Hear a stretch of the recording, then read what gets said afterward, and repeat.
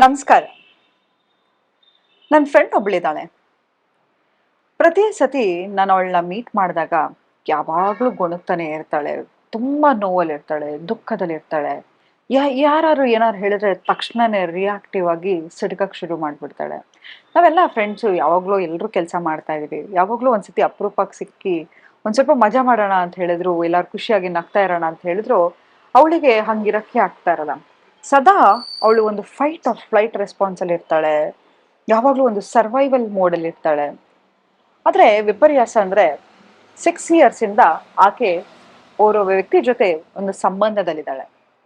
ಆತ ಅವಳನ್ನ ಎಷ್ಟು ನಿಷ್ಕೃಷ್ಟವಾಗಿ ನೋಡ್ಕೊಳ್ಳಿಕ್ಕೆ ಸಾಧ್ಯನೋ ಅಷ್ಟು ನಿಷ್ಕೃಷ್ಟವಾಗಿ ನೋಡ್ಕೊತಾನೆ. ಆತ ಇದ್ದಕ್ಕಿದ್ದ ಹಾಗೆ ಅವನ ಫೋನನ್ನ ಸ್ವಿಚ್ ಆಫ್ ಮಾಡಿ 2-3 ದಿನ ಎಲ್ಲಿ ಹೋಗಿದ್ದೀನಿ ಏನ್ ಮಾಡಿದೀನಿ ಅಂತ ಹೇಳಲ್ಲ. ಮತ್ತೆ ವಾಪಸ್ ಬಂದಾಗ ಇವಳು ಹೇಗ್ ರಿಯಾಕ್ಟ್ ಮಾಡ್ಬೇಕಪ್ಪ ಅಂತ ಹೇಳಿದ್ರೆ ಏನು ಆಗೇ ಇಲ್ವೇನೋ, ಅವಳ ಎಮೋಷನ್ಸ್ಗೆ ಏನು ವ್ಯಾಲಿಡೇಷನ್ನೇ ಇಲ್ಲ. ಹಾಗೆ ಆತ ಅವಳನ್ನ ನಡ್ಸ್ಕೊತಾ ಇರ್ತಾನೆ. ಅವನು ಅವನ ಲಾಯಲ್ಟಿ ಬಗ್ಗೆ ಈಕೆ ಕ್ವಶನ್ ಮಾಡಂಗಿಲ್ಲ.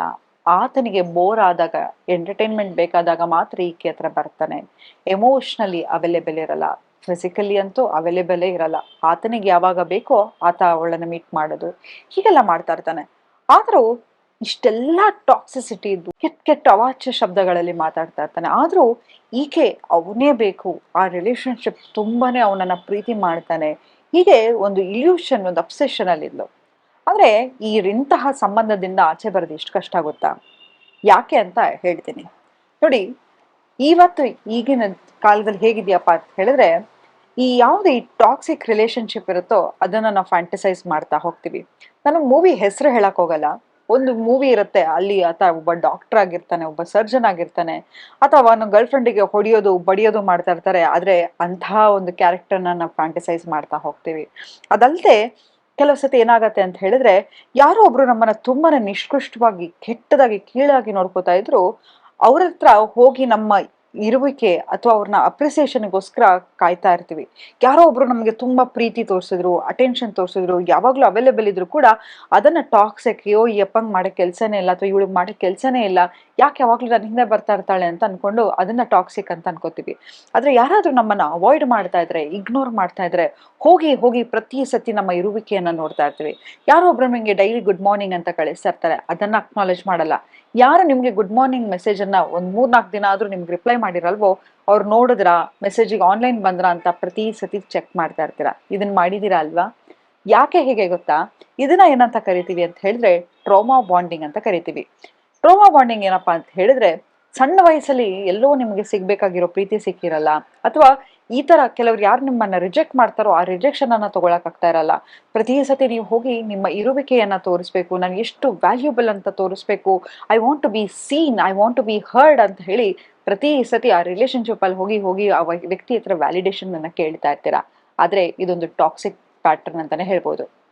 ಪ್ರತಿ ಸತಿ ಅವರು ನಿಮ್ಮನ್ನ ಇಗ್ನೋರ್ ಮಾಡಿದಾಗ ನಿಮ್ಮ ಕಾರ್ಟಿಸಾಲ್ ಲೆವೆಲ್ ಹೈ ಆಗ್ತಾ ಹೋಗುತ್ತೆ. ಯಾವಾಗ್ಲೂ ಸರ್ವೈವಲ್ ಮೋಡಲ್ಲಿ ಇರ್ತೀರಾ.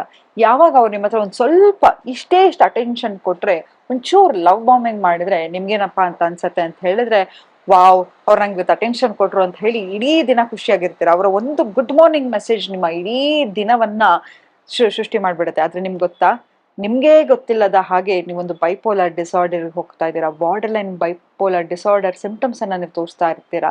ಅವ್ರಿಗೆ ಪದೇ ಪದೇ ಕಾಲ್ ಮಾಡೋದು, ಒಂದು 20 ಸತಿ 30 ಸತಿ ಕಾಲ್ ಮಾಡೋದು, ಅವ್ರು ಏನಾದ್ರು ಫೋನ್ ಎತ್ತಲಿಲ್ಲ ಅಂತ ಹೇಳಿದ್ರೆ ಪದೇ ಪದೇ ಪದೇ ಕಾಲ್ ಮಾಡಿ ಅವ್ರಿಗೆ ತೋರಿಸೋದು.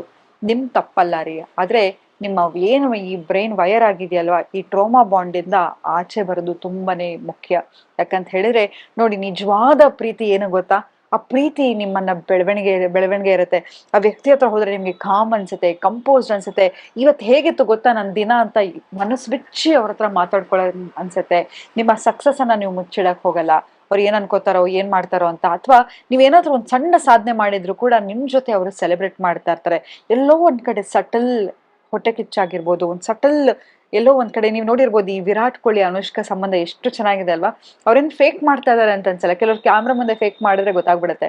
ಯಾಕೆ ಹೇಳಿ? ಆಕೆ ಕೂಡ ಒಂದು ಸಕ್ಸಸ್ಫುಲ್ ಆಕ್ಟ್ರೆಸ್ ಆಗಿದ್ರು, ಈತ ಕೂಡ ಒಂದು ಸಕ್ಸಸ್ಫುಲ್ ಕ್ರಿಕೆಟರ್ ಆಗಿದ್ರು. ಜೊತೆಲಿ ಇಬ್ರು ಸಕ್ಸಸ್ಫುಲ್ ಪೀಪಲ್ ಸೇರಿದಾಗ ನಾನು ಖುಷಿಯಾಗಿರ್ತೀನಿ, ನೀನು ಖುಷಿಯಾಗಿರು. ಇಬ್ರು ಜೊತೆಲಿ ಇದ್ದಾಗ ತುಂಬಾ ಖುಷಿಯಾಗಿರೋಣ ಅಂತ. ಹಾಗೆ ನಮ್ಮ ಪಾರ್ಟ್ನರ್ ಹೇಗಿರ್ಬೇಕಪ್ಪ ಅಂತ ಹೇಳಿದ್ರೆ, ನಮಗೆ ಏನಾದ್ರೂ ಒಂದು ವ್ಯಾಲ್ಯೂ ಸಿಸ್ಟಮ್ ಅನ್ನ ತರೋರಾಗಿರ್ಬೇಕು. ನೀವು ಆ ಸಂಬಂಧದಲ್ಲಿ ಇದ್ದೀರಾ ಅಂತ ಹೇಳಿದ್ರೆ, ಇವತ್ತು ನಾನು ಹೇಗಿದ್ದೀನೋ ಇನ್ನೂ ನನ್ನ ಗ್ರೋತ್ ಆಗ್ತಾ ಹೋಗ್ಬೇಕು. ಯಾವುದೇ ಒಂದು ಸಂಬಂಧದಲ್ಲಿ ನಿಮಗೆ ಗ್ರೋತ್ ಇಲ್ಲ ಅಂತ ಹೇಳಿದ್ರೆ ಅದು ಟ್ರೂ ರಿಲೇಶನ್ಶಿಪ್ ಅಲ್ಲ. ಈ ಟ್ರೋಮಾ ಬಾಂಡ್ ಇಂದ ಆಚೆ ಬನ್ನಿ. ಇದು ಯಾವ ತರ ಫೀಲ್ ಕೊಡ್ತಾ ಇದೆ ಗೊತ್ತಾ ನಿಮಗೆ? ಈಗ ಒಂದು ಗ್ಯಾಂಬಲ್ ಆಡಿದ್ರೆ ಅಥವಾ ಒಂದು ಸಬ್ಸ್ಟೆನ್ಸ್ ತಗೊಂಡ್ರೆ ನಿಮ್ಗೊಂದು ಕಿಕ್ ಕೊಡತ್ತಲ್ಲ, ಆ ತರ ಅನ್ಸ್ತಾ ಇದೆ. ಆದ್ರೆ ಇದು ನಿಜವಾದ ಪ್ರೀತಿ ಅಲ್ಲ. ಪ್ರೀತಿ ಅನ್ನೋದು ಹೇಗಿರುತ್ತಪ್ಪ ಅಂತ ಹೇಳಿದ್ರೆ, ನೀವು ಆರಾಮಾಗಿ ಒಂದು ಬಣ್ಣದ ಚಿಟ್ಟೆ ತರ ಹಾರಾಡೋ ತರ ಅನ್ಸ್ತಾ ಇರುತ್ತೆ. ಪ್ರತಿ ಸತಿ ಎಕ್ಸೈಟ್ಮೆಂಟ್ ಇರುತ್ತೆ. ಆದ್ರೆ ಸ್ಟಮಕ್ ಅಲ್ಲಿ ಬಟರ್ಫ್ಲೈ ಕೊಡೋದು ಕೆಮಿಸ್ಟ್ರಿ ಅಂತ ಹೇಳಿದ್ರೆ, ನೋಡಿ ಯಾವಾಗ್ಲೂ ನಾ ಹೇಳ್ತಾ ಇರ್ತೀನಿ, ನೀವು ಡೇಟಿಗೆ ಹೋದ್ರು ಅಥವಾ ಯಾರೋ ಒಂದು ವ್ಯಕ್ತಿನ ಫಸ್ಟ್ ಟೈಮ್ ಮೀಟ್ ಮಾಡ್ತಿದ್ದೀರಾ ಅಂತ ಹೇಳಿದ್ರೆ ನಿಮ್ಗೆ ಬೋರಿಂಗ್ ಅನ್ಸ್ಬೇಕು ಆ ವ್ಯಕ್ತಿ. ಯಾಕಂತ ಹೇಳಿದ್ರೆ ಇನ್ಸ್ಟಂಟ್ ಕೆಮಿಸ್ಟ್ರಿ ಸಿಗ್ತಾ ಇದೆ, ಇನ್ಸ್ಟಂಟ್ ನಿಮ್ಗೆ ಏನೋ ಒಂಥರ ಒಂದು ಎಕ್ಸೈಟ್ಮೆಂಟ್ ಇದೆ ಅಂತ ಹೇಳಿದ್ರೆ ಅದು ಒಳ್ಳೆ ರಿಲೇಶನ್ಶಿಪ್ ಅಲ್ಲ. ಯಾಕಂತ ಹೇಳಿದ್ರೆ ಕಾನ್ಸ್ಟೆಂಟ್ ಆಗಿ ನೀವು ಏನಾದ್ರೂ ಒಂದು ಟ್ರೈ ಮಾಡ್ಬೇಕು, ನಾನು ಈ ವ್ಯಕ್ತಿ ಜೊತೆ ಇರಬೇಕು, ಏನೋ ಒಂದು ಅಟೆನ್ಷನ್ ಸೀಕ್ ಮಾಡ್ಬೇಕು, ಹೀಗ್ ಮಾಡ್ಬೇಕು, ಹಾಗ್ ಮಾಡ್ಬೇಕು ಅಂತ ಪ್ರತಿ ಸತಿ ಅವರು ನಿಮ್ ತಲೆಯಲ್ಲಿ ಓಡ್ತಾನೆ ಇರ್ತಾರೆ. ಮತ್ತೆ ಇನ್ನೊಂದೇನಂತ ಹೇಳಿದ್ರೆ, ಇಂತಹ ಒಂದು ಸಂಬಂಧದಲ್ಲಿ ನೀವು ಇದ್ದೀರಾ ಅಂತ ಹೇಳಿದ್ರೆ ಒಂದು ಅಬ್ಸೆಷನ್ ಶುರು ಆಗ್ತಾ ಹೋಗುತ್ತೆ. ಅಬ್ಸೆಷನ್ ಅಂತ ಹೇಳಿದ್ರೆ, ಆ ವ್ಯಕ್ತಿ ಯಾಕೆ ಹೀಗೆ ಹೇಳಿದ್ರು, ಏನ್ ಹೇಳಿದ್ರು, ಅವ್ನು ಯಾಕೆ ಫೋನ್ ಸಡನ್ ಆಗಿ ಇಟ್ಬಿಟ್ಟ, ಅವಳು ಯಾಕೆ ಫೋನ್ ಸಡನ್ ಆಗಿ ಇಟ್ಬಿಟ್ಲು, ಬೇರೆ ಯಾರೋ ಇದಾರಾ, ಪ್ರತಿ ಸತಿ ಹೋಗಿ ಅವ್ರು ಸೋಷಿಯಲ್ ಮೀಡಿಯಾ ಚೆಕ್ ಮಾಡೋದು, ಯಾರನ್ನ ಫಾಲೋ ಮಾಡ್ತಾ ಇದ್ದಾರೆ, ಯಾರನ್ನ ಅನ್ಫಾಲೋ ಮಾಡ್ತಿದ್ದಾನೆ, ಯಾರಿಗೆ ಲೈಕ್ ಮಾಡಿದ್ಲು, ಯಾಕೆ ಹೀಗೆ ಮಾಡಿದ್ಲು, ಎಲ್ಲಾರು ಆಚೆ ಹೋಗಿದ್ದಾಳ, ಹೀಗೆ ನಾವು ಅವ್ರನ್ನ ನಮ್ಗೆ ಗೊತ್ತಿಲ್ಲದ ಹಾಗೆ ಅವರನ್ನ ಸ್ಟಾಕ್ ಮಾಡ್ಲಿಕ್ಕೆ ಶುರು ಮಾಡ್ಬಿಡ್ತೀವಿ. ಅವ್ರು ಏನೇ ಹೇಳಿದ್ರು ಕೂಡ ಅದಕ್ಕೆ ಅರ್ಥವನ್ನ ಹುಡುಕಕ್ಕೆ ಶುರು ಮಾಡ್ಬಿಡ್ತೀವಿ. ಒಂದ್ ತಿಳ್ಕೊಳ್ಳಿ, ಒಬ್ರು ಒಂದ್ಸತಿ ನಮಗೆ ತಪ್ಪು ಮಾಡಿದ್ರೆ ಅವ್ರ ತಪ್ಪು, ಎರಡನೇ ಸತಿ ಅವ್ರು ತಪ್ಪು ಮಾಡಿದ್ರೆ ಅವ್ರ ತಪ್ಪು, ಮೂರನೇ ಸತಿ ಅವ್ರು ನಿಮ್ಮ ಹತ್ರ ಕೆಟ್ಟದಾಗಿ ಬಿಹೇವ್ ಮಾಡ್ಕೋತಾ ಇದ್ದಾರೆ ಅಂತ ಹೇಳಿದ್ರೆ, ಕೆಟ್ಟದಾಗಿ ಬಿಹೇವ್ ಮಾಡ್ತಾ ಇದ್ದಾರೆ ಅಂತ ಹೇಳಿದ್ರೆ ಅದು ಅವ್ರ ತಪ್ಪಲ್ಲ, ನಿಮ್ ತಪ್ಪು. ಯಾಕಂತ ಹೇಳಿದ್ರೆ ನಾವು ಅವ್ರು ನಮ್ಮ ಹತ್ರ ಮಿಸ್ಬಿಹೇವ್ ಮಾಡೋದಕ್ಕೆ ಬಿಡ್ತಾ ಇದ್ವಿ. ಸೊ ಈ ತಪ್ಪನ್ನ ಮಾಡ್ಬೇಡಿ. You are more valuable. ನಿಮ್ಗೆ ಗೊತ್ತಿಲ್ಲ ನಿಮ್ಮ ವ್ಯಾಲ್ಯೂ ಹೇಗೇನು ಅಂತ.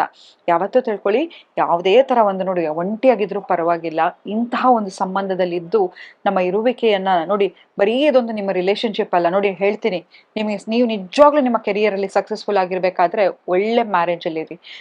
ನೀವು ಒಳ್ಳೆ ಮದ್ವೆ ಆಗಿ ನಿಮ್ಮ ಸಂಗಾತಿ ಯಾರಿದ್ದಾರೆ ಸಿಗ್ನಿಫಿಕೆಂಟ್ ಅದರ್ ಒಳ್ಳೆ ವ್ಯಕ್ತಿ ಆಗಿದ್ರೆ ನಿಮ್ಮ ಲೈಫಲ್ಲಿ 70% ಪ್ರಾಬ್ಲಮ್ ಸಾಲ್ವ್ ಆಗ್ಬಿಡುತ್ತೆ. ಬೇಕಾದ್ರೆ ಏನೋ ನೋಡಿ, ಯಾವ ಗಂಡಸು ತುಂಬಾ ಖುಷಿಯಾಗಿ ಅವ್ನ ಹೆಂಡತಿ ಮಕ್ಳ ಜೊತೆ ಇರ್ತಾನೋ ಆತನ ಕೆರಿಯರ್ ತುಂಬಾ ಚೆನ್ನಾಗಿರುತ್ತೆ, ಆತ ಏನ್ ಬೇಕಾದ್ರೂ ಮಾಡ್ಬೋದು. ಸೊ ಹಾಗಾಗಿ ಹ್ಯಾಪಿ ಫ್ಯಾಮಿಲಿ ಲೈಫ್ ಅನ್ನೋದು ತುಂಬಾನೇ ಇಂಪಾರ್ಟೆಂಟು. ನಿಮ್ಮ ಸಂಗಾತಿ, ಯಾಕಂತ ಅದಕ್ಕೆ ಅಲ್ವಾ ಸಿಗ್ನಿಫಿಕೆಂಟ್ ಅದರ್ ಅಂತ ಕರೆಯೋದವ್ರನ್ನ. ಸೊ ಹಾಗಾಗಿ ಒಂದು ಒಳ್ಳೆ ಪಾರ್ಟ್ನರ್ ಜೊತೆ ಇರಿ. ನಿಮ್ಮನ್ನ ನೀವು ಬ್ಲೂಮ್ ಮಾಡ್ಕೋತಾ ಹೋಗ್ಬೇಕು. ಅದು ಬಿಟ್ಟು ಪ್ರತಿ ಸತಿ ಭಯದಲ್ಲಿ ಆತಂಕದಲ್ಲಿ ಇದ್ರೆ ಅದು ಒಳ್ಳೆ ರಿಲೇಶನ್ಶಿಪ್ ಅಲ್ಲ ಅಂತ ಹೇಳ್ತಾ ಇವತ್ತಿನ ಸಂಚಿಕೆಯನ್ನ ನಾನು ಮುಕ್ತಾಯಗೊಳಿಸಿದ್ದೀನಿ. ಧನ್ಯವಾದ.